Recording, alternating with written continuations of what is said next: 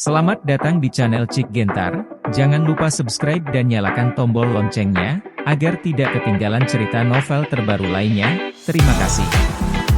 Bab 37. Wakil Dekan Kuo, apakah kamu serius tentang ini? Baik Bai Bing dan Ye Qiu tercengang, sedikit sulit dipercaya. Kenapa, Direktur Bai? Menurutmu aku berbohong? Kuoda dengan marah bertanya balik sambil tersenyum. Bukan itu masalahnya, hanya saja terasa agak terlalu tiba-tiba. Agar Ye Qiu menjadi biasa, Bai Bing sengaja mendekati Kuodana beberapa waktu lalu. Dia tidak berharap akan ditolak oleh Kuodana di tempat, tapi sekarang, dia ingin memberi Ye Qiu tempat regularisasi lagi, yang sangat aneh. Kuoda dengan marah menjelaskan, sejak Direktur Bai, Anda mencari saya terakhir kali, saya telah membaca resume Xiaoye dengan cermat. Setelah Xiaoye memasuki rumah sakit, dia bekerja keras, dan tidak takut kesulitan atau kelelahan. Laki-laki tidak bisa menjadi orang normal, maka orang lain bahkan kurang memenuhi syarat untuk menjadi biasa. Untuk alasan ini, saya mengusulkan di kantor urusan rumah sakit hari ini bahwa Ye Qiu harus diberi satu-satunya tempat dalam operasi tahun ini untuk dipromosikan, dan ini telah disetujui dengan suara bulat oleh semua pemimpin. Kuoda dengan marah berkata dengan hati yang tulus, Xiao Ye, kamu akan menjadi anggota resmi operasi di masa depan, tetapi kamu harus bekerja keras, menyumbangkan kekuatanmu sendiri, dan berusaha untuk berkontribusi pada karir bedah kami. Terima kasih, Wakil Presiden Kuo. Saya pasti akan bekerja keras. Ye Qiu berkata dengan sopan. Dia selalu merasa bahwa segala sesuatunya tidak sesederhana itu. Anda tidak perlu berterima kasih kepada saya. Jika Anda mau, terima kasih kepada Direktur Bai. Jika bukan karena Direktur Bai datang kepada saya dan menjelaskan situasi Anda, saya benar-benar tidak tahu bahwa operasi kami memiliki bakat yang luar biasa. Seperti kamu. Suara Kuo dan berubah, tentu saja, aku juga berusaha sedikit. Kultivasi rekan Din Kuo tentang saya akan mengingatnya di hati saya. Ketika ada kesempatan di masa depan, saya pasti akan berterima kasih dengan baik, kata Ye Qiu. Kuoda dengan marah menatap lurus, Xiao Ye, apakah kamu serius tentang ini? Betulkah? Kalau begitu jangan menunggu, terima kasih sekarang. Ye Qiu tercengang lagi. Saya hanya kalimat sopan, apakah Anda serius? Nakal ini juga tidak tahu malu. Saya tidak tahu apa yang Wakil Dekan Kuo ingin saya lakukan. Ye Qiu bertanya. Kuoda dengan marah tersenyum dan berkata, ini bukan masalah besar, tapi ada masalah kecil yang membutuhkan bantuanmu. Kamu berkata, itu dia, kamu memiliki kemampuan untuk bangkit dari kematian, jadi aku ingin memintamu untuk membantunya merawat Tuan Li di unit perawatan intensif. Begitu kata-kata Kuoda keluar, wajah Bai Bing sedikit berubah, dan dia dengan cepat berkata, Wakil Presiden Kuo, kamu terlalu memandang Ye Qiu. Dia sebenarnya tidak memiliki kemampuan untuk menghidupkan kembali orang mati, tapi dia beruntung bisa menyelamatkannya. Pasien. Adapun Tuan Li, saya khawatir Ye Qiu tidak dapat membantu. Direktur Bai, Anda harus memiliki kepercayaan pada bawahan Anda. Saya percaya bahwa Xiaoye bisa melakukannya. Selain itu, Direktur Li telah menanyakan hal ini, dan saya menjaminnya, mengatakan bahwa Ye Qiu pasti akan menyembuhkan Old Li. Wajah Bai Bing tiba-tiba tampak serius. Ye Qiu juga menyadari bahwa masalah ini tidak sederhana, dan tidak dapat menahan diri untuk bertanya, Direktur Bai, apa masalah Lao Li? Li selalu menjadi sayur, dan telah terbaring di ranjang rumah sakit selama 5 tahun, kata Bai Bing. Apa? Vegetatif? Bagaimana ini diperlakukan? Vegetatif berbeda dengan penyakit lain. Untuk penyakit lain, Anda dapat meresepkan obat yang tepat. Bahkan jika Anda tidak dapat menyembuhkannya, Anda tahu harus mulai dari mana. Tetapi vegetatif berbeda. Vegetatif termasuk dalam kategori penyakit yang tidak dapat disembuhkan, dan beberapa orang bahkan menjadi vegetatif secara misterius, dan dokter tidak memiliki cara untuk memulai. Dan menurut pengalaman klinis, tidak hanya sulit untuk mengobati orang vegetatif, tetapi juga efeknya sangat buruk. YQ memelototi Kuo dengan marah, dan mengutuk dalam hatinya, Anda adalah dewa ketika Anda lousy. Bagaimana vegetatif bisa disembuhkan dengan baik? Kuoda dengan marah berkata sambil tersenyum, Xiao Ye, karena kamu memiliki kemampuan untuk membangkitkan orang mati, maka merawat tumbuhan seharusnya menjadi hal yang sangat sederhana untukmu. Wakil Dekan Kuo, saya hanya orang biasa. Bagaimana saya bisa hidup kembali? Jangan dengarkan omong kosong mereka. Adapun Tuan Li, saya khawatir saya tidak bisa menyembuhkannya. Xiao Ye, kamu malu dengan kamu. Saya sudah membuat tiket ke Direktur Li, mengatakan bahwa kamu dapat menyembuhkan Lao Li. Kuo Dalang berkata, kamu belum tahu, Li Xiangyang, putra tertua Lao Li, ini adalah Direktur Biro Kesehatan Jiangsu kami. Hari YQ mau tidak mau ingin memarahi Kuo dengan marah. Dan saya juga memberitahu Direktur Li tentang koreksi Anda. Direktur Li mengatakan bahwa selama Anda bisa menyembuhkan Tuan Li, dia akan berterima kasih banyak. Bagaimana jika tidak bisa disembuhkan? Aku percaya kamu akan sembuh. YQ berkata, rekan dekan Kuo, Anda juga tahu bahwa kami adalah dokter, bukan dewa, dan tidak semua penyakit dapat disembuhkan, apalagi penyakit yang tidak dapat disembuhkan, seperti orang vegetatif. Kuo Danang membuang senyum di wajahnya, dan berkata, Xiaoyi, aku harap kamu bisa menyembuhkan Lao Li, jika tidak, kamu mungkin akan kesulitan untuk memperbaikinya. Wakil Dekan Kuo, bukankah masalah perubahan haluan YQ telah berlalu di rapat kantor urusan rumah sakit? Bagaimana bisa ada masalah lagi? Bai Bing bertanya dengan bingung. Kuoda dengan marah berkata, Direktur Li memiliki hubungan yang mendalam dengan ayahnya. Selama 5 tahun ketika Tuan Li dalam keadaan koma, tidak peduli seberapa sibuknya dia di tempat kerja, Tuan Li akan meluangkan waktu untuk mengunjungi Tuan Li setiap hari. Minggu, dan dia tinggal di bangsal selama setengah hari. Harapan terbesarnya adalah berharap Tuan Li bisa bangun. Setelah saya mendengar bahwa YQ memiliki kemampuan untuk menghidupkan kembali dari kematian, Direktur Li sangat senang, dan segera menyatakan bahwa dia berharap YQ dapat mengambil tindakan untuk mengobati Lao Li.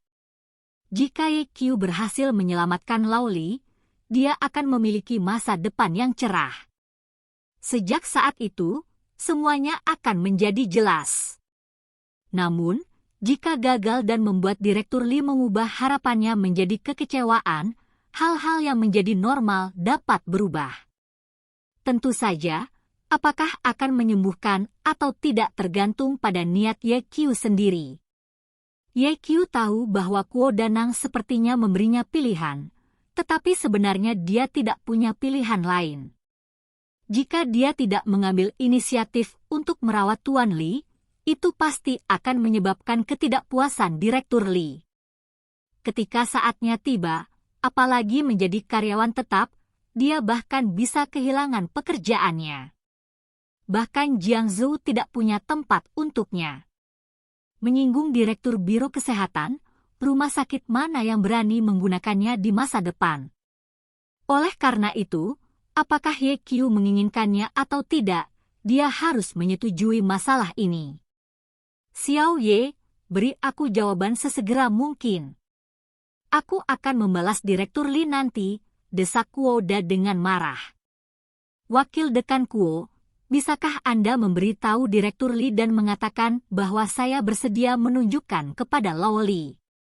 Adapun apakah saya dapat membangunkan Lao Li, maka saya tidak dapat menjaminnya, kata Ye Qiu. Aku lega dengan kata-katamu. Direktur Bai, tolong bawa Xiao Yi untuk menemui Lao Li sekarang. Oke. Bai Bing bangkit dan meninggalkan kantor bersama Ye Qiu. Tepat ketika keduanya hendak meninggalkan kantor, Kuo Danang tiba-tiba berbicara lagi, berkata, Xiao Ye. Ye Qiu berhenti, lalu berbalik dan bertanya dengan curiga, Wakil Presiden Kuo, apakah kamu masih baik-baik saja? Tidak ada yang besar, itu hanya hal kecil.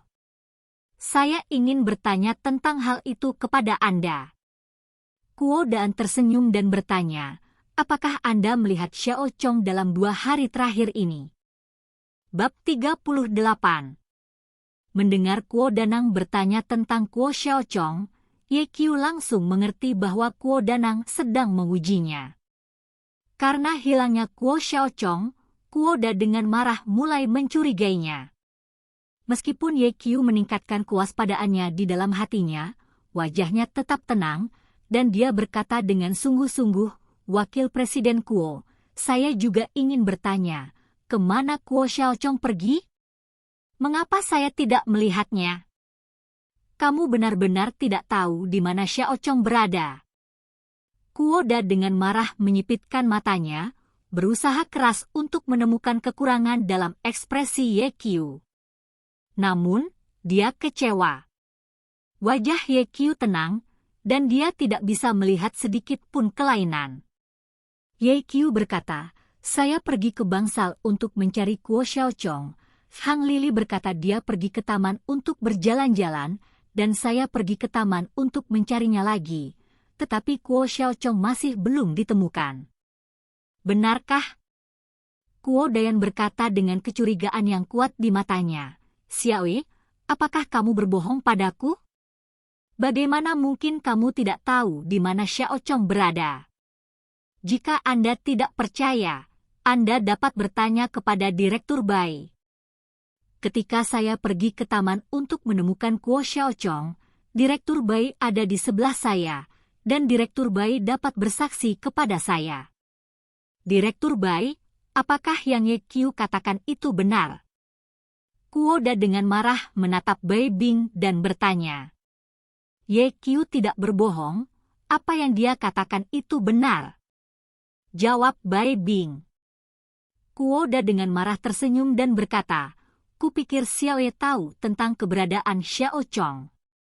Wakil Dekan Kuo, kamu adalah ayah Kuo Xiao Chong, kemana dia pergi tanpa memberitahumu? Ye Qiu bertanya balik. Kamu tidak tahu, Xiao Chong lucu, dan dia sudah dewasa, aku tidak bisa mengendalikannya. Kuo Dalang bertanya, Xiao Ye, untuk apa kamu mencari Xiao Chong? Sang Lili menjebakku dan mengatakan bahwa aku telah menyalin catatan medis Kuo Xiao Chong. Aku akan memintanya untuk menjelaskannya. Ye Qiu berpura-pura sedikit marah. Kuo Da dengan marah berkata dengan ramah, ini masalah sepele. Ketika Xiao Chong kembali, aku harus membiarkan Xiao Chong menjelaskannya kepadamu dengan jelas. Sekarang kamu harus pergi dan mengobati Tuan Li. Bagus. Baru saat itulah Ye Qiu pergi bersama Bai Bing. Begitu mereka pergi, senyum di wajah Kuo Daang menghilang, digantikan oleh wajah dingin. Bajingan kecil ini cukup licik. Jika kamu tidak memberitahuku keberadaan Xiao Chong, kamu tidak bisa menyalahkanku. Ada rasa dingin dalam kemarahan Kuo Da, meraih telepon di mejanya dan memutar nomor. 5 detik kemudian, panggilan itu tersambung, dan terdengar suara laki-laki yang agung. Siapa? Halo, Direktur Li, saya Xiao Kuo. Kuo Daan membungkuk, berkata dengan hormat. Ada keheningan di ujung telepon, seolah mengingat siapa, Xiao Kuo. Setelah beberapa saat, dia mencoba bertanya, apakah Anda Kuo Daan dari Rumah Sakit Jiangsu? Ya, saya Kuo Danang dari Rumah Sakit Jiangsu. Terima kasih, Direktur Li, telah mengingat saya, kata Kuo Danang tersanjung. Apakah kamu ada hubungannya denganku? Direktur Li bertanya. Seperti ini. Ada seorang dokter di bagian bedah rumah sakit kami. Saya tidak tahu apa yang salah hari ini. Dia bersikeras untuk merawat Tuan Li, tetapi saya tidak bisa menghentikannya. Dokter bedah? Siapa namanya? Berapa umurnya? Namanya Ye Qiu, berusia awal 20-an, dia adalah ahli bedah percobaan dalam operasi. Bagaimana bisa seorang dokter percobaan menyembuhkan ayahku? Direktur Li berkata dengan sungguh-sungguh, Kuo sangat marah, aku memerintahkanmu untuk tidak mengizinkan dokter itu merawat ayahku. Kuo Da dengan marah berkata, saya tidak bisa menghentikannya, dia sudah memulai perawatan. Apa yang kamu lakukan? Wakil Presiden Eksekutif yang bermartabat tidak bisa menghentikan dokter percobaan. Direktur Li, Anda tidak tahu. Direktur Bai dari bedah mendukung pengobatan Ye Qiu. Saya tidak bisa menahannya. Tidak peduli metode apa yang Anda gunakan, Anda harus menghentikannya untuk saya, dan saya akan segera pergi ke rumah sakit. Saya memperingatkan Anda, jika ayah saya ingin memiliki kekurangan yang panjang dan dua, saya tidak akan mengampuni Anda. Pop! Direktur Li menutup telepon dengan marah. Pada akhirnya, wajah marah Kuo Da menunjukkan senyum konspirasi yang sukses, dan dia dengan dingin mendengus, Ye Qiu, aku tidak hanya akan membiarkanmu kehilangan pekerjaan, tetapi juga memenjarakanmu. Keluar dari kantor kemarahan Kuo Da, Bai Bing dengan sungguh-sungguh berkata, Ye Qiu, kamu seharusnya tidak setuju untuk pergi berobat sekarang. Identitas Li Tua luar biasa. Jika ada masalah dengan pengobatan, kamu akan berada dalam masalah besar. Saya tahu apa yang Anda katakan, Direktur, tetapi apakah saya punya pilihan? Ye Qiu berkata, jika Anda tidak berobat, Anda akan menyinggung Direktur Li. Daripada melakukan ini, sebaiknya Anda mencobanya. Bagaimana jika berhasil? Bagaimana jika... Ketika Bai Bing mendengar dua kata ini, wajahnya tiba-tiba menjadi serius, dan dia menegur Ye Qiu, dengan mengatakan, kamu adalah seorang dokter. Kamu seharusnya tidak memiliki mentalitas kebetulan. Kamu harus yakin untuk mengobati penyakit dan menyelamatkan orang, karena ini adalah masalah hidup. Maaf Direktur, saya salah. Ye Qiu mengakui kesalahannya tepat waktu. Ekspresi Bai Bing mereda, dan berkata, karena kamu telah setuju untuk berobat, keluarlah sekuat tenaga. Seperti yang dikatakan Wakil Presiden Kuo, jika Laoli dapat disembuhkan, itu akan menjadi perkembangan yang damai bagimu. Kesempatan. Aku akan bekerja keras. Ye Qiu mengikuti Bai Bing ke unit perawatan intensif.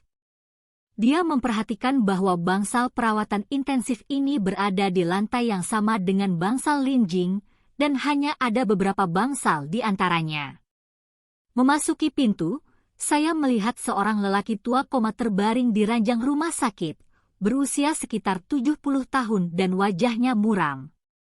Ada juga pengasuh wanita paruh baya di sebelahnya, menyeka kaki lelaki tua itu.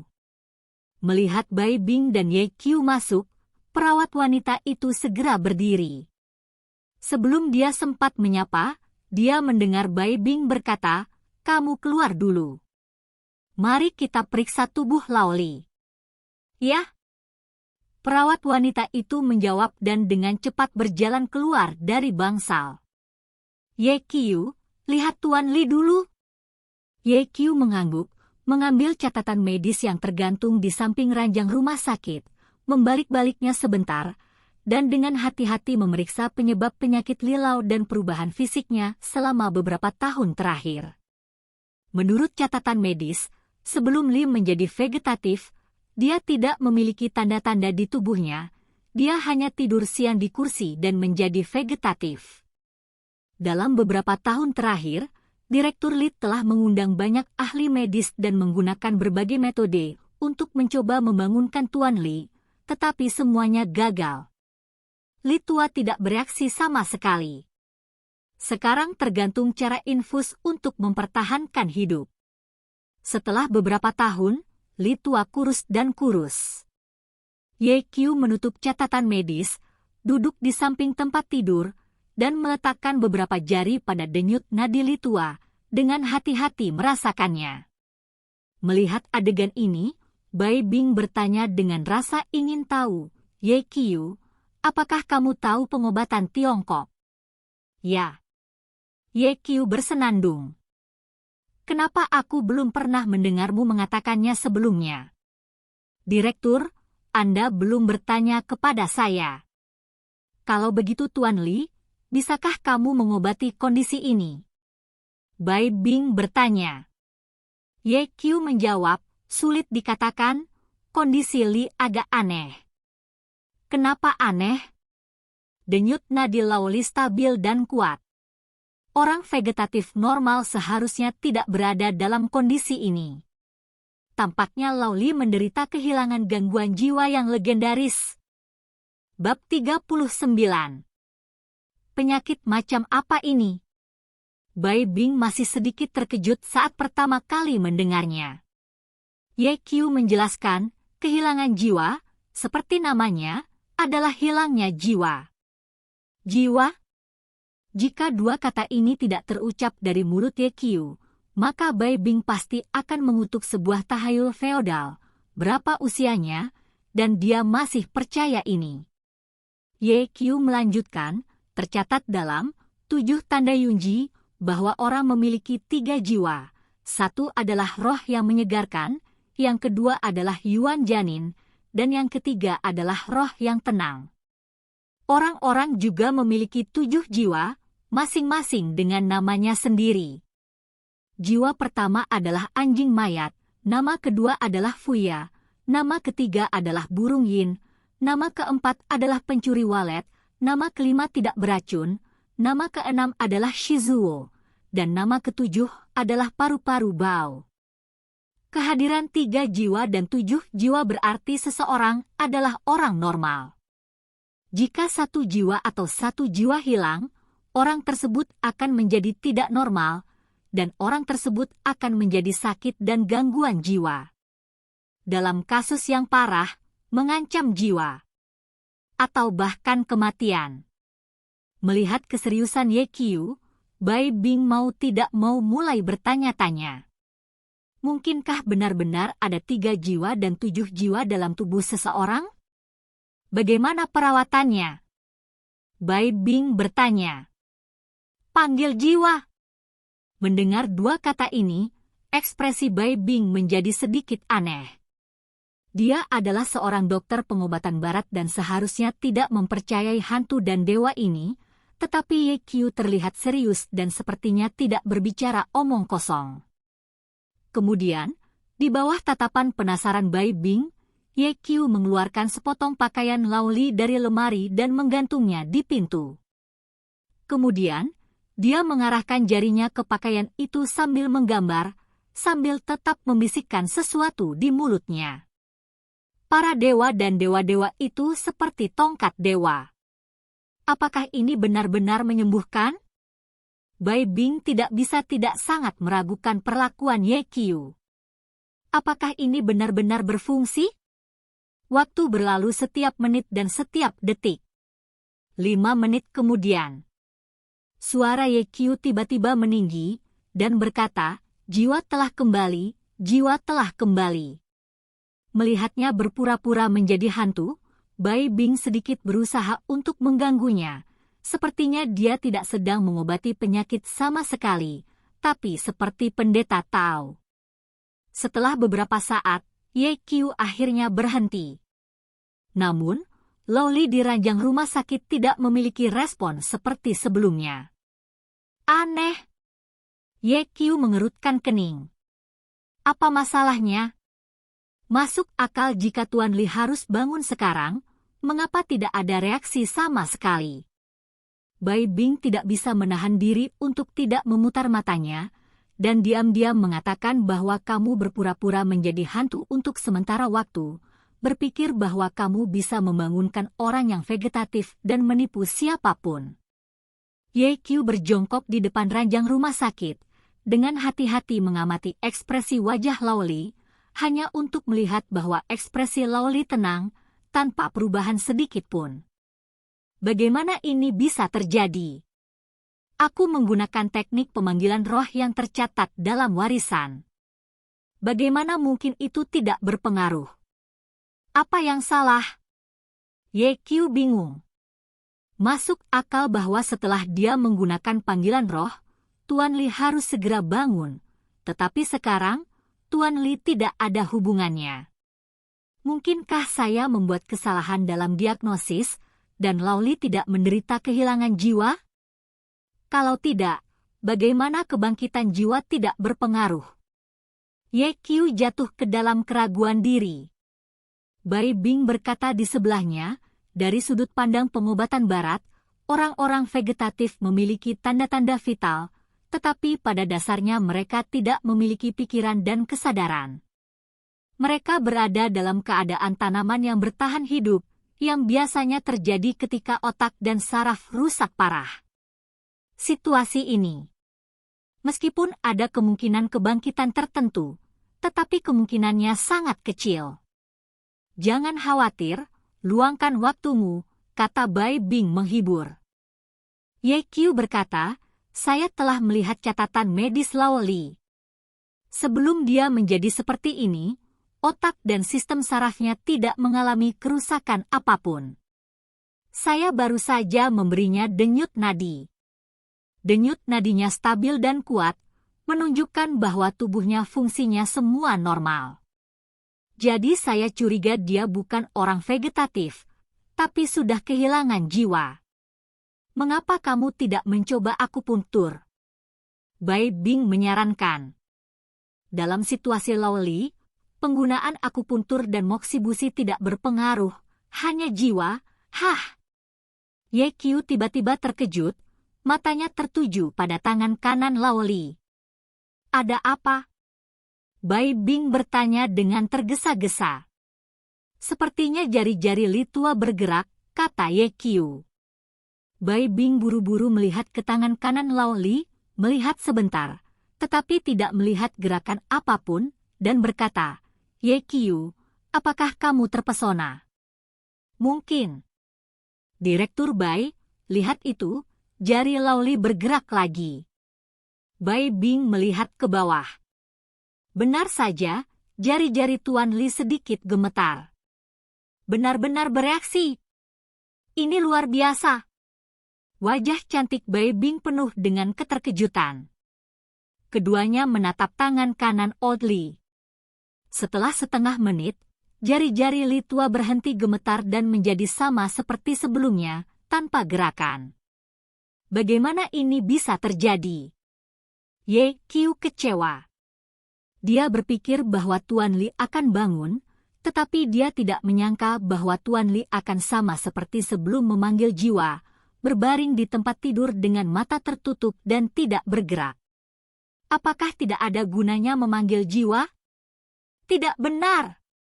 Jika panggilan jiwa tidak berguna untuk Tuan Li, maka jari Tuan Li tidak mungkin bergetar, tetapi mengapa dia tidak bangun? Link mana yang bermasalah?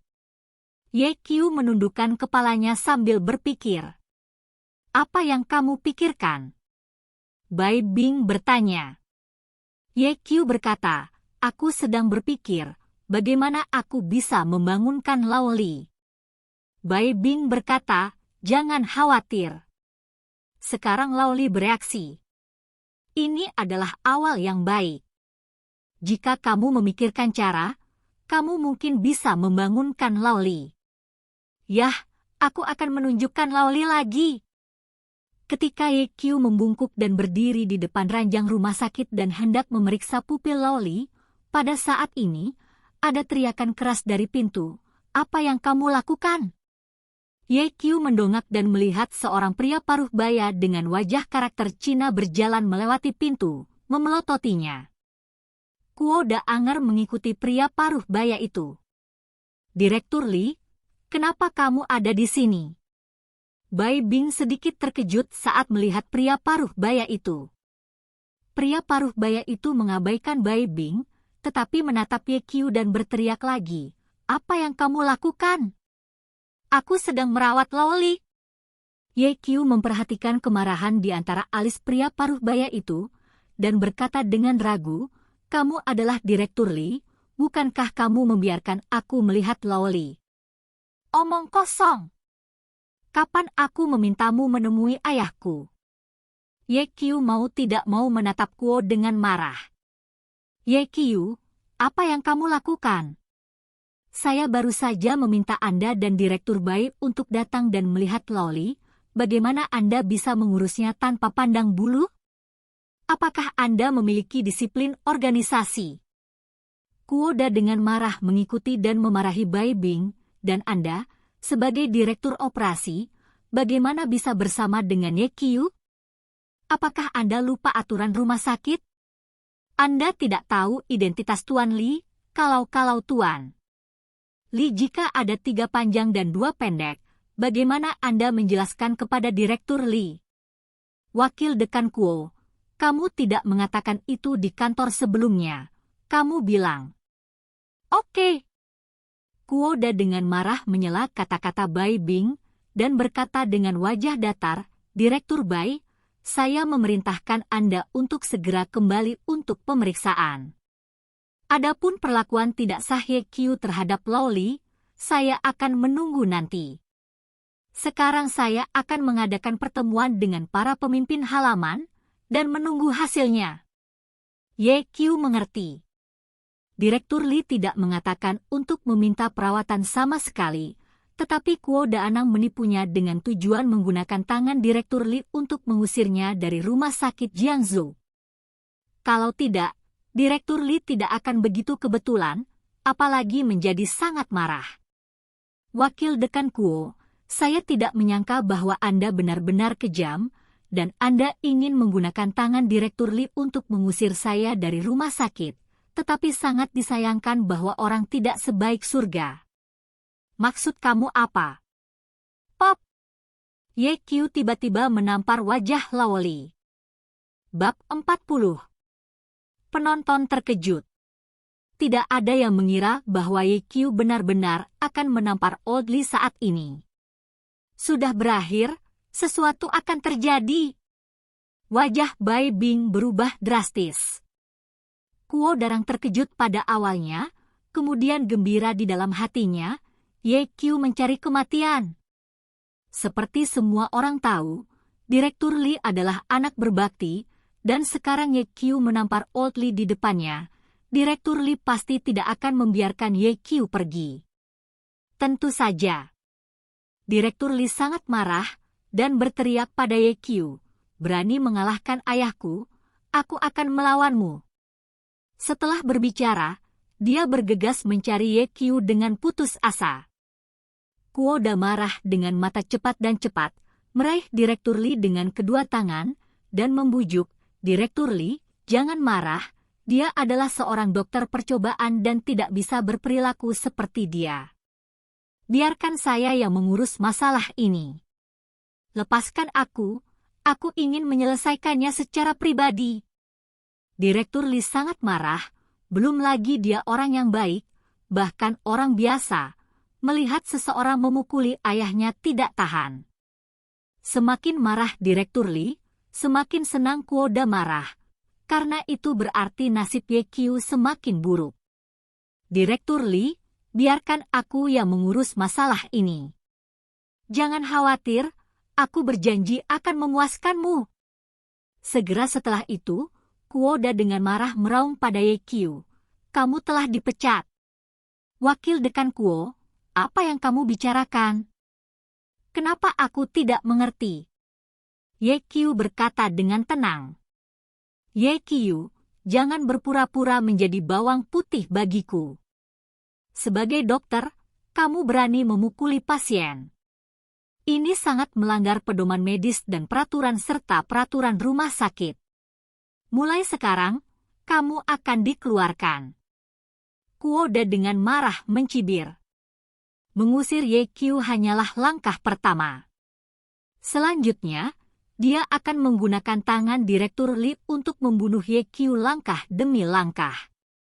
Ye Qiu menghapus Kuo Xiaochong, dan Kuo Daan harus membalas dendam ini.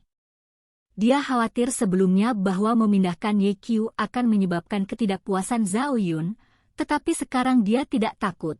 Bahkan jika Zhao Yun benar-benar maju untuk Ye Qiu, dia dapat mendorong hal-hal ini ke kepala Direktur Li. Kuo Daan tidak khawatir Zhao Yun akan menyusahkan Direktur Li. Karena sejak zaman dahulu, orang tidak berperang melawan pejabat. Terlebih lagi, Zhao Yun masih anggota pasukan bawah tanah. Jika dia berani mengganggu Direktur Li, dia mencari jalannya sendiri. Dan Kuo Daanang merasa bahwa setelah dia meninggal Ye Qiu, Zhao Yun tidak akan maju untuk Ye Qiu. Bagaimanapun juga, orang yang sudah mati tidak berharga. Namun, sebelum Ye Qiu meninggal, dia harus menanyakan keberadaan Kuo Xiaochong. Namun, setelah mendengar Kuo Da dengan marah mengatakan bahwa Anda dipecat, Ye Qiu tidak hanya tidak panik sama sekali, tetapi senyum muncul di wajahnya, dan berkata dengan lemah, Wakil Presiden Kuo, Anda adalah pejabat besar. Betapa hebatnya! Apakah Anda benar-benar berpikir bahwa rumah sakit Jiangsu dibuka oleh keluarga Anda? Siapapun yang ingin diusir akan dikeluarkan. Ketika Kuo Dana melihat senyum di wajah Ye Qiu, hatinya menegang, dan dia diam-diam berkata, apakah anak ini punya kartu lain? Bahkan jika saya memiliki kartu Ho, saya tidak perlu takut padanya. Dia menggambar wajah Lao Li. Direktur Li melihat ini dengan matanya sendiri. Memikirkan hal ini, Kuo Da penuh percaya diri dan berteriak, Ye Qiu, kamu telah secara serius melanggar pedoman medis dan peraturan serta peraturan rumah sakit. Sebagai wakil presiden eksekutif, aku berhak mengeluarkanmu. Mata mana kamu melihat peraturan dan peraturan rumah sakit yang aku langgar? Ye Qiu bertanya balik. Ye Qiu, kamu mengalahkan Lao Li, dan Direktur Li dan aku menyaksikannya dengan mata kepala sendiri. Apakah kamu masih ingin menyangkalnya? Kuo Danang mencibir. Aku memukulnya, ada apa? Kamu masih memiliki wajah untuk bertanya padaku ada apa? Masuk akal bagimu untuk mengalahkan orang, kan? Tunggu! Ye Qiu menyela kemarahan Kuo Da dan berkata, aku memukul seseorang, itu tidak palsu. Tapi mengapa kamu mengatakan bahwa aku sangat melanggar peraturan dan seragam rumah sakit? Apakah kamu wakil presiden eksekutif? Kuo Daan juga marah oleh Ye Qiu, dan dia berkata dengan wajah tenang, Ye Qiu, kamu tidak ingin menjadi bajingan. Saya telah memutuskan tidak hanya untuk mengusir Anda, tetapi juga untuk melaporkan perilaku Anda ke departemen terkait. Dan cabut kualifikasimu sebagai dokter. Kamu seperti ini. Orang yang tidak pantas menjadi dokter. Jika saya tidak layak menjadi dokter, maka Anda bahkan kurang layak. Ye Qiu mendengus marah pada Kuo, lalu menatap Direktur Li dan berkata, alasan mengapa aku memukul Lao Li adalah untuk menyelamatkannya. Kurasa kau tidak ingin melihat ayahmu terbaring di ranjang rumah sakit tak sadarkan diri selama sisa hidupmu. Hidup. Benar. Ekspresi Kuo dan berubah, Ye Qiu, apa maksudmu? Wakil Dekan Kuo, apakah Anda tidak mengerti kata-kata manusia, atau apakah Anda memiliki masalah dengan telinga Anda? Ye Qiu berkata, saya mengerti apa yang saya katakan tadi. Alasan saya mengalahkan Lao Li adalah untuk menyelamatkannya, jadi saya tidak melakukannya. Tidak ada pelanggaran tata tertib dan peraturan rumah sakit, apalagi pelanggaran standar medis. Banyak omong kosong. Kuoda menyeringai, saya telah berada di dokter selama bertahun-tahun. Ini adalah pertama kalinya saya melihat pemukulan sebagai menyelamatkan orang. Jika saya bukan juga seorang dokter, saya akan tertipu olehnya. Kamu tidak percaya padaku. Ye Qiu berkata sambil tersenyum, jika kamu tidak percaya padaku, lihat saja sendiri. Li Tua akan segera bangun. Kuodaan tidak percaya, bagaimana orang vegetatif yang telah koma selama 5 tahun dapat dibangunkan oleh tamparan? Jika vegetatif dapat disembuhkan dengan cara ini, tidak akan ada begitu banyak vegetatif di dunia ini. Tapi dia menatap Ye Qiu sebentar, dan menemukan bahwa ekspresi Ye Qiu tenang, tidak seperti dia berbohong, dia hanya bisa bergumam dalam hatinya, bisakah anak ini benar-benar menyelamatkan Old Li? Mustahil! Kuo Danang dengan cepat menyangkal idenya. Lao Li koma selama 5 tahun. Selama periode ini, Direktur Li mencari banyak ahli medis dan mencoba menyelamatkan Lao Li, tetapi semuanya berakhir dengan kegagalan, dan Ye Qiu hanyalah seorang dokter percobaan, dan dia tidak menjadi seorang dokter biasa. Bagaimana mungkin menyelamatkan Lao Li? Anak ini pasti berbohong padaku. Memikirkan hal ini, Kuoda dengan marah mencibir, ketika semuanya beres, Ye Qiu, jangan berpura-pura lagi. Apa yang harus aku pura-pura? Ye Qiu merasa bingung. Jangan pikir saya tidak tahu. Selama periode waktu ini, Anda telah mengalami banyak masalah, dan Anda merasa tertekan, tetapi Anda tidak punya tempat untuk melampiaskan, jadi Anda harus melampiaskan depresi Anda dengan mengalahkan Tuan Li. Tanpa diduga, Direktur Li dan aku bertemu denganmu, jadi kamu berpura-pura merawat Lao Li, ingin melewati ini, tidak ingin dikeluarkan, dan terus bekerja di rumah sakit, kan? Kuo Dalang mengira dia telah menebak pikiran Ye Qiu, dan dia sombong. Ya, beberapa. Ye Qiu hampir bersumpah. Wakil Dekan Kuo, kemampuan penalaranmu sangat bagus, aku mengaguminya. Ye Qiu mengubah suaranya dan berkata, begitu banyak omong kosong, mengapa tidak melihat sendiri? Li Tua benar-benar akan bangun. Kuoda sangat marah sehingga dia masih tidak percaya, tetapi melihat wajah Ye Qiu yang bertekad, dia memutuskan untuk melangkah maju dan melihatnya. Berjalan menuju ranjang rumah sakit. Kuo Danang melirik ke bawah dan menemukan bahwa Lao Li masih sama seperti sebelumnya, tidak sadarkan diri, tenang, dan tidak ada yang aneh. Ye Qiu, apakah ini yang kamu katakan untuk bangun? Kamu pikir aku anak berusia 3 tahun? Kepada siapa kamu berbohong? Engah! Sebelum dia selesai berbicara, Lao Li di ranjang rumah sakit tiba-tiba membuka mulutnya, mengeluarkan dahak yang kental di wajah marah Kuoda.